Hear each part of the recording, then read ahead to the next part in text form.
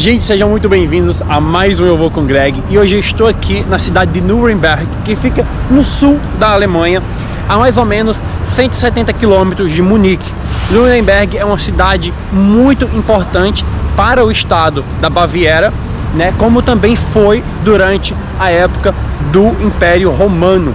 Aqui abrigou um dos castelos mais importantes da história, e foi aqui também que aconteceu o primeiro julgamento pós Segunda Guerra Mundial, o famoso julgamento de Nuremberg. Hoje eu vou levar vocês para conhecer essa cidade da Alemanha, mostrar os principais pontos turísticos, lugares de interesse e muita história e curiosidades, porque você já sabe que viajar junto é muito melhor.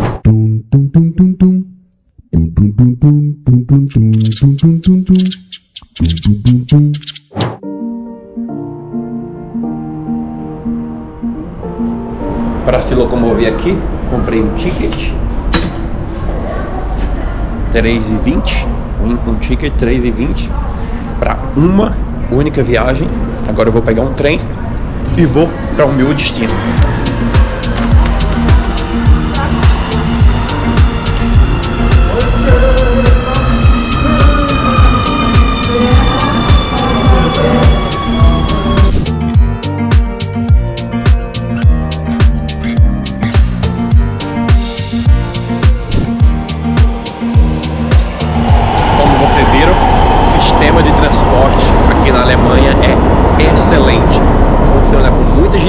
Rapidez, pontual e é super limpo. Aqui vocês podem observar, nós estamos de frente à corte, né, a Suprema Corte de Nuremberg. Foi aqui onde aconteceram diversos casos super importantes de terroristas nazistas. Em 1945, 20 representantes do nazismo começaram a ser julgados aqui na Corte de Nuremberg. E esse julgamento foi muito importante para se chegar às leis que nós temos atuais. Esses casos, eles foram tanto importantes que levaram, né, para a formação do princípio de Nuremberg, que depois foi para a Corte Internacional de Riga.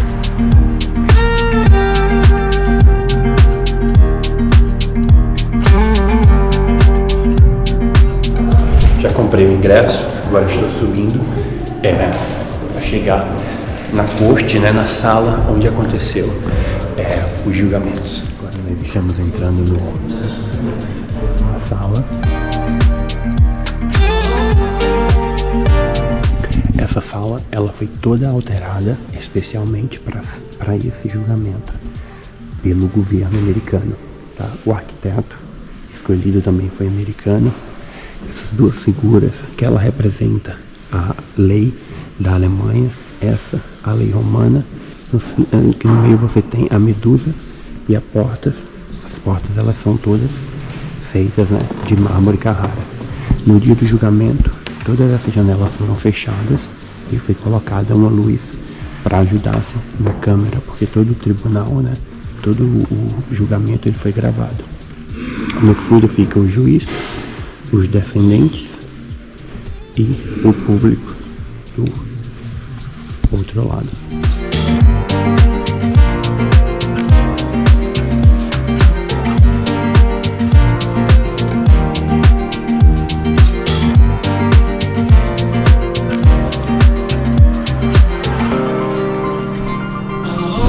A exibição é muito completa, gente, e você vai aprender muito. Eles falam sobre como o processo ocorreu, sobre as nações que estavam envolvidas, né? Era França, Alemanha, Estados Unidos, Inglaterra e Rússia. Então eram vários juízes fazendo o julgamento, né? E foi um julgamento muito longo, muito extenso. Então os defendentes tentaram falar, né, durante o julgamento, né, os advogados, que não existiam leis que aplicassem para eles naquela época, né? Porque nesse período não existiam ainda certas leis que proibissem extremas ou guerras extremas, como o que aconteceu. Mas claro que eles tiveram isso negado, e o resultado final foi que 12 deles foram condenados à sentença de morte por enforcamento. Muitos deles apelaram para ser trocado de enforcamento por tiro. Outros 4 pegaram a pena de prisão perpétua e outros 3, muitos e muitos anos de prisão. A sentença demorou vários dias para ser lida e foi dividida entre vários juízes. É realmente muito interessante, tem muita informação aqui, então leva horas para você conhecer esse espaço, conhecer esse museu, sabe? Ir mais a fundo, mas é uma coisa que, se você tem interesse, vale muito a pena você aprender sobre, porque é o que nos leva a entender, né, como que a gente construiu, como que a gente vive na nossa sociedade atual, né? Porque o passado constrói o futuro. Gente, como vocês puderam ver, é uma valiosa visita, vale muito a pena vir para cá, entender sobre como funcionou, né, todo esse julgamento e como o resultado dele nos levou a ter as leis que nós temos atuais. Esse palácio aqui, né, antes de ocorrer o julgamento, ele foi reformado pelos Estados Unidos, tá? Demorou algumas semanas para a reforma acontecer. E a localização escolhida foi basicamente porque o número de pessoas envolvidas no julgamento eram muitas, eram mais de 500 pessoas, né, que seriam envolvidas. Então esse palácio aqui, ele é muito grande e ele não tinha sido tão danificado durante a guerra, então demorou poucas semanas para acontecer a reforma e foi escolhido por conta disso. Eu espero que vocês tenham gostado de conhecer a Suprema Corte de Justiça de Nuremberg com Eu Vou com Greg. Agora vamos para o nosso próximo destino. Agora nós vamos visitar um dos centros utilizados pelo Partido Nazista aqui em Nuremberg desde 1933 a 1938. Vocês precisam ver, as construções são enormes e isso mostra, né, o quanto poderosos eles eram e demonstra também como que eles demonstravam a sua forma de fazer os discursos, né, e de reunir as pessoas para acreditarem nas suas ideologias.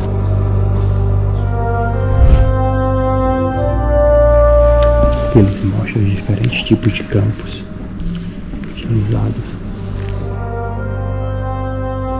As construções são imensas, gente.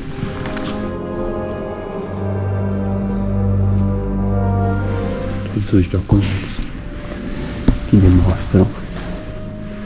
E você tem uma foto com Hitler, que acontecia com os prisioneiros que eram trazidos de outros países, como por exemplo da Polândia, quando a Alemanha invadia, e eles eram colocados em grandes campos de concentrações aqui. Estima-se que mais de 30 mil pessoas, e forçados a trabalharem em fábricas locais. Ali você tem várias mulheres trabalhando em linhas de produção. Conseguem ter a dimensão do tanto de soldados que tinham. Isso tudo fazia parte do complexo.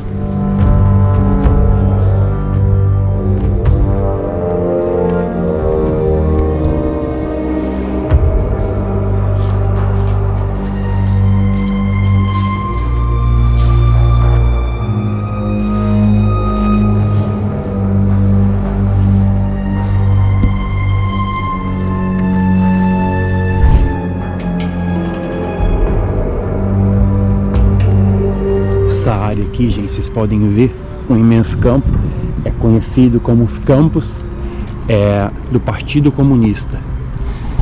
E é muito interessante quando você entra lá dentro, porque você vai entender toda a história, né? Voltando lá para 1918, 1933, que é quando Hitler declarou em 1933 que Nuremberg seria a cidade oficial do Partido Comunista Nazista. Então as campanhas, né, os encontros do partido passaram a ser aqui, e Hitler começou a colocar aquelas ideias, né, e fazer com que as pessoas, né, começassem a acreditar no seu discurso. É importante lembrar que Hitler foi preso, né, porque ele já tinha tentado antes ideias malucas assim, e durante a sua prisão ele escreveu um livro onde continha todas as regras que seriam utilizadas para propagar o nazismo na Alemanha.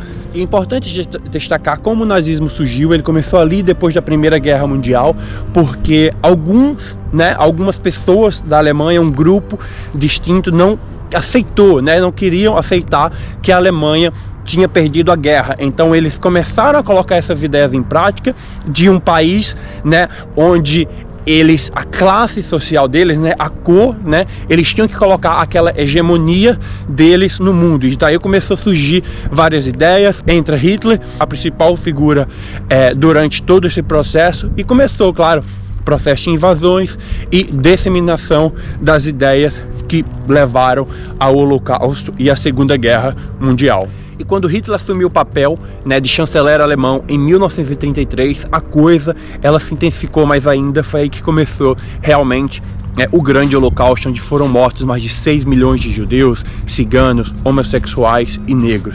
E essa, acho que sem dúvida, é uma das partes mais históricas e sombrias, sabe? Eu acho que de toda a nossa história mundial, Realmente diversos fatos históricos, guerras aconteceram, mas e se a gente pensar, isso é há pouco tempo atrás, 1935, 1938, não chega nem a 100 anos. Então é um fato histórico que está muito presente, Inclusive ainda existem pessoas que participaram de algumas ações vivas até hoje. Então isso eu acho que tem que fazer a gente pensar, a gente acordar para onde que a gente vai, os tipos de ações que a gente toma e os tipos de ideologias também que a gente segue. E ao final da Segunda Guerra Mundial, a Alemanha estava completamente destruída, e são fatos que, se você for em cidades como Munique, Berlim e outras cidades da Alemanha, você vai ver que parte dos centros da cidade ainda existem até hoje muitos prédios que foram 70% destruídos, mas que estão abertos para visitação. E o mundo inteiro estava chocado, e humilhado com aquilo que tinha acontecido, com toda aquela tragédia. E claro, isso leva, depois ao famoso julgamento que aconteceu na Courthouse aqui de Nuremberg. Ó, gente, eu estou passando aqui pela lateral do prédio para que vocês possam ter noção do tamanho que era, esses campos que o Hitler usava para realizar as manifestações, e as reuniões do partido. Lembra muito o teatro romano que fica lá em Roma. É muito gigante mesmo. Você passa assim na frente quando você está chegando e você fica impressionado com o tamanho desse lugar. Aqui, gente, vocês já podem ter uma visão do tamanho que é essa estrutura. São 3 andares e é gigantesco. O interessante, gente, você vai caminhando pela cidade e vai vendo que ela era toda fechada por uma fortaleza, Aqui foi uma cidade muito importante durante o Império Romano Germânico. Então, o castelo em si da cidade de Nuremberg foi um dos castelos mais importantes desse período. Isso aqui é um banheiro público, Fica no meio da rua. Você vem aqui, paga 50 centavos, a porta abre e você entra.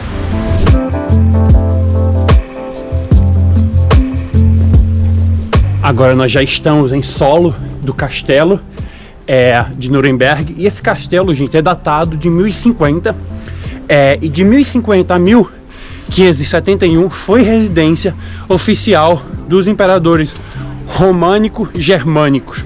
Então foi sem dúvida um dos principais castelos, aqui da Europa, e um dos mais importantes para esse período da história. Aqui vocês podem observar a altura, que ficava a fortaleza.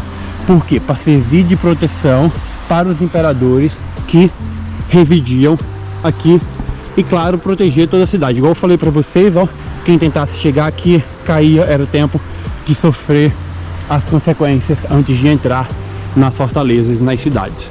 E aqui a vista privilegiada, que os residentes do castelo tinham da cidade. Você pode ver que é um dos pontos mais altos da cidade de Nuremberg.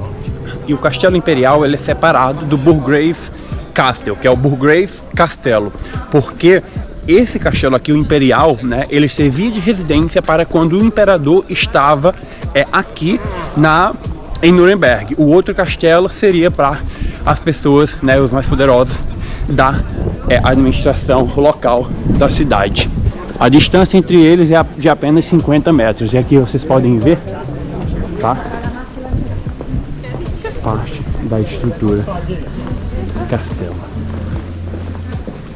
Agora nós chegamos aqui, entramos, tá? Na primeira ala, já comprei o ticket, né? E já posso ir desbravar as salas do castelo. Agora nós estamos dentro do castelo, gente. Vocês podem observar toda a arquitetura. Aqui você vai ter escritos, né, romanos, com brasões sempre das famílias e aristocracias que administravam o império, né? Que foi construída em estilo romano, tá? E ela é do século XIII.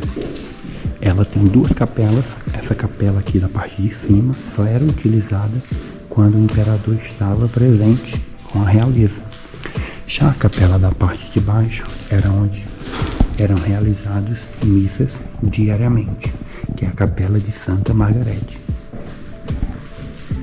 Você pode observar várias obras de artes, escrituras romanas e medievais. Era muito comum, gente, naquela época, eles criarem sempre capelas com 2 andares. Aqui na Europa, quando você viaja, você sempre vai ver muito isso. Que aí você chega na grande exposição. Aqui são materiais utilizados, gente, entre 1200 e 1300.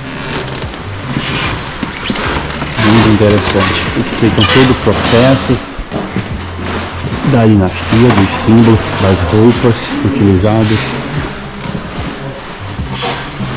vasos de 1400.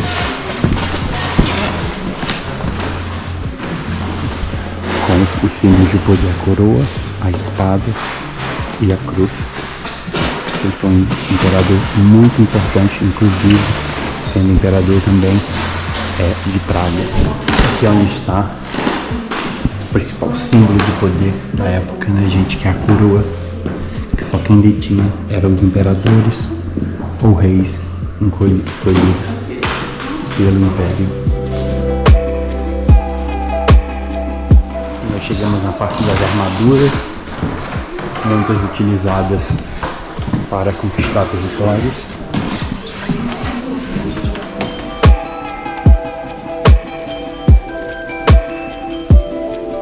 Aqui é um dos primeiros globos a ser construído no mundo.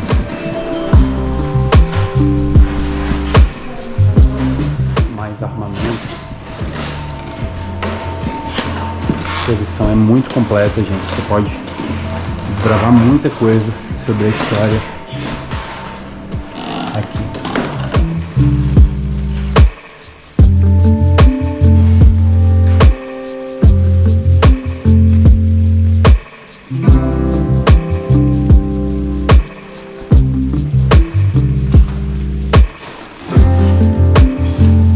São várias armaduras utilizadas na época. Vocês podem ver que muitas delas contêm os brasões, que já foram até desgastados pelo tempo, né, e o tanto que elas foram usadas. Aqui são as espadas.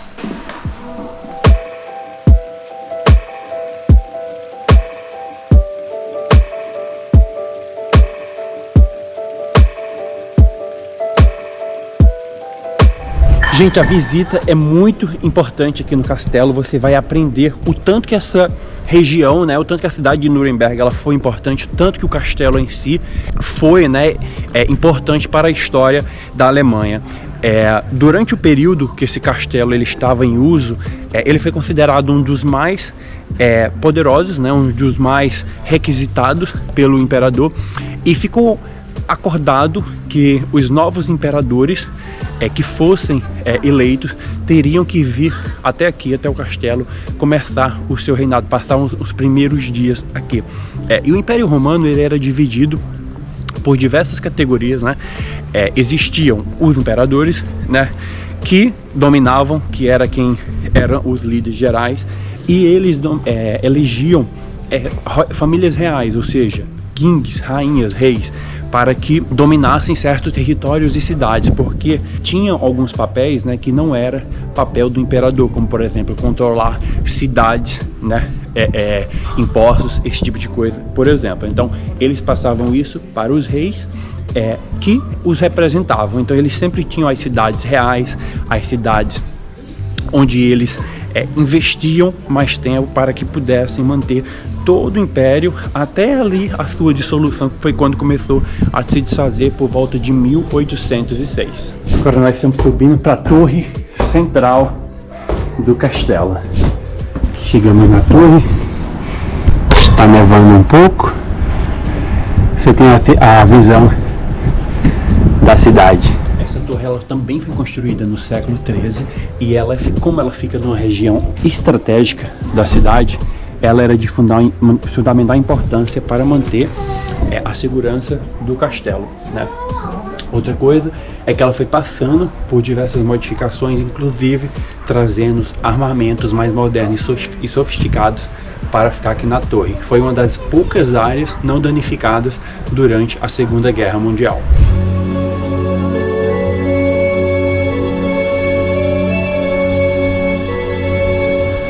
Gente, isso aqui construído na época medieval, a gente ainda pode usar até hoje. Uma passagem que fica aqui do lado do castelo para você chegar numa das áreas mais antigas da cidade que não foram destruídas durante a Segunda Guerra Mundial. Então é muito importante essa área aqui, ó. Basicamente essa região que a gente está agora, tá? É um centro antigo da cidade. Todos esses prédios que vocês estão vendo, ó, esses aqui são construídos de madeira, tá? Com pedras em estilo gótico. Eles sobreviveram à Segunda Guerra Mundial, ou seja, eles são muito importantes para a história da cidade.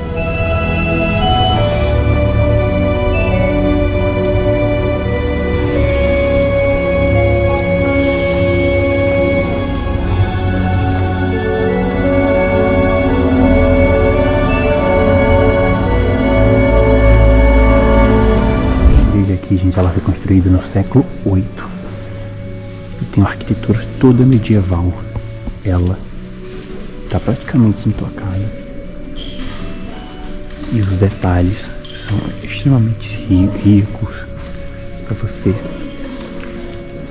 poder observar.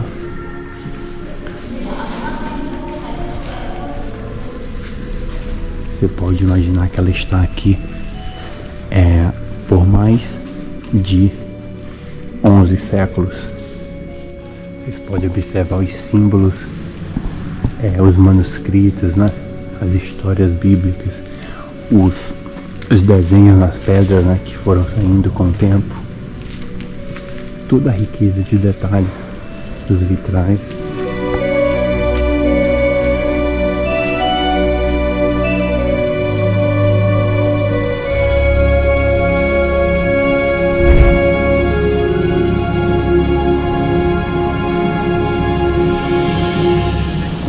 Agora nós estamos na ponte Smart Bridge, que é uma das pontes importantes da cidade. Você consegue ter essa vista bem legal com esse prédio aqui, com arquitetura original, outras pontes e o outro lado do rio.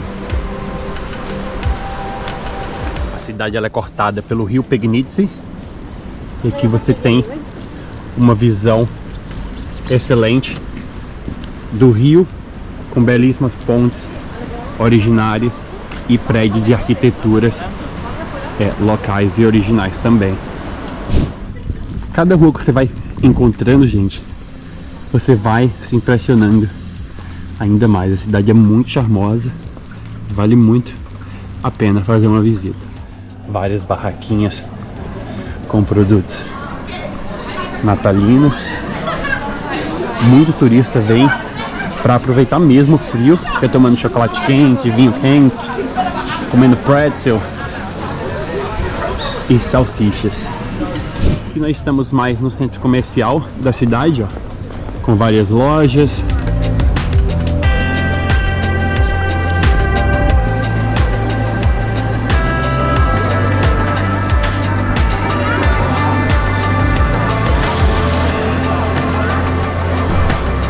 Essa é a Catedral de São Lourenço de Nuremberg, gente. Ela foi construída por volta de 1250, só veio ficar pronta ali em meados de 1400. Ela é toda construída em estilo gótico, e é a igreja mais importante da cidade.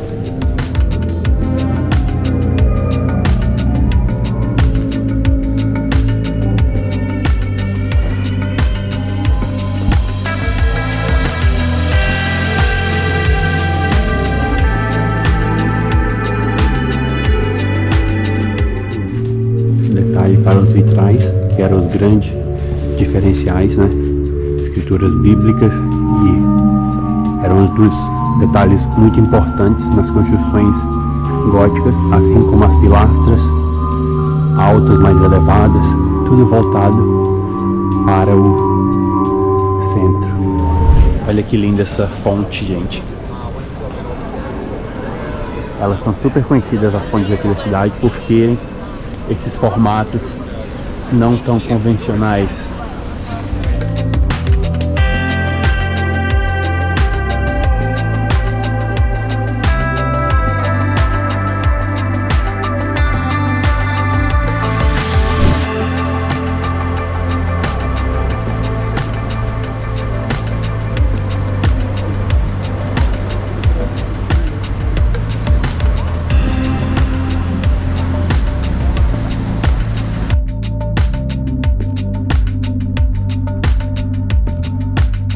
Agora nós estamos dentro da igreja de São Jacob, Santo Jacó.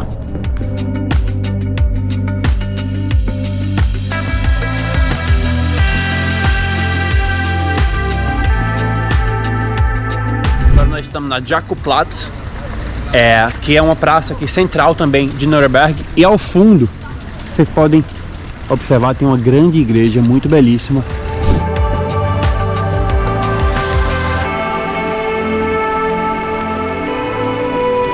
Nós estamos no inverno, gente. Aqui na Alemanha é muito comum você encontrar muita gente.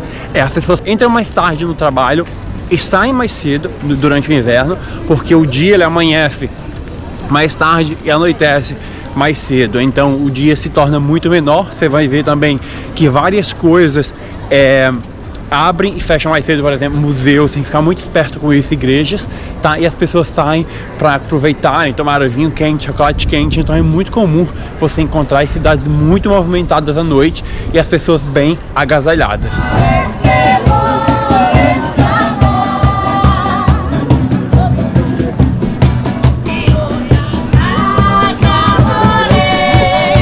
Gente, se você está gostando desse vídeo, já deixa seu like. Não esquece de se inscrever no canal e ativar o sininho para ser o primeiro a embarcar com Eu Vou com Greg nessas aventuras pelo mundo.